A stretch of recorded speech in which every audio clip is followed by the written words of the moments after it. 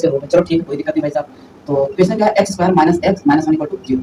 तो यहाँ पर हमारे क्या है, दो रूट है, अल्फा और बीटा। इसके कितने हैं, अल्फा और बीटा, और हमको क्या करना है, ये दिया है। अब हमसे पूछा क्या गया, ए पर। तो भैया मुझे ये चीज मुझे बहुत ज्यादा जरूरी, क्योंकि यही हमको आंसर तक पहुंचाएगा। तो मैं उसको पहले लिख लेता हूँ, A N equal to P alpha के पावर एन और क्या है क्यू, कितना है क्यू बीटा की पावर एन।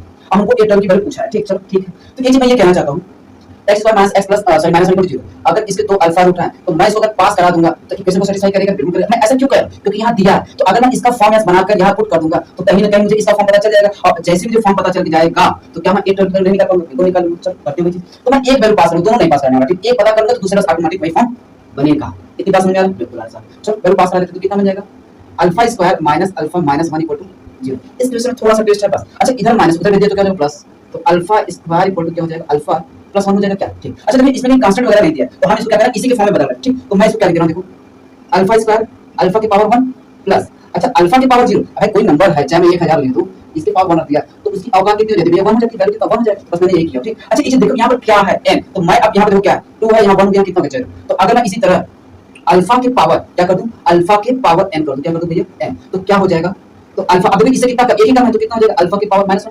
इसी तरह इसमें कितना हो जाएगा, 2 काम हो जाएगा, बस क्वेश्चन सॉल्व, इतना हो जाएगा, बिल्कुल हो जाएगा। बस यही मेरे भाई, यही यहाँ पर आता है। दूसरी चीज p और q क्या है, इंटीजर है, तो मुझे इससे लेना देना नहीं। और मैंने दूसरी चीज एक चीज बताया, अगर तुम्हें ऑप्शन वाला क्वेश्चन बन जाए, अगर मिल जाएगा तो ज्यादा तुम्हें एडवांस बनने नहीं, जितना मतलब जितना तुमसे पूछा जाए जो भी ऑप्शन तुम्हें मिलेगा उसी के हिसाब से आंसर देना। अगर ज्यादा ओवर स्मार्ट बनोगे तो क्वेश्चन कह रहा हूँ आता हुआ भी नहीं कर पाओगे, ठीक। तो वहां पर तुम्हें ओवर स्मार्ट नहीं बनना, तो जितना तुमसे पूछा जाए उतना ही जवाब देना, ठीक। तो मुझे अब ये वैल्यू पुट कर दूं, तो यहाँ पर अगर मैं वैल्यू ये पुट कर दिया तो देखते हैं क्या बनता है।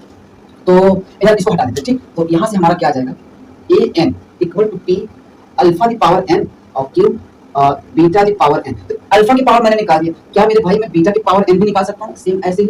तो उसकी वैल्यू क्या हो जाएगा, बीटा की पावर एन प्लस बीटा की पावर एन माइनस 2 हो जाएगा, बिल्कुल हो जाएगा। बस वैल्यू को पुट कर दो और उसके बाद आंसर ए एन, तो क्या हो जाएगा पी ब्रैकेट में अल्फा की power n minus 1 plus alpha की पावर एन माइनस 2 हो जाएगा, बिल्कुल हो जाएगा।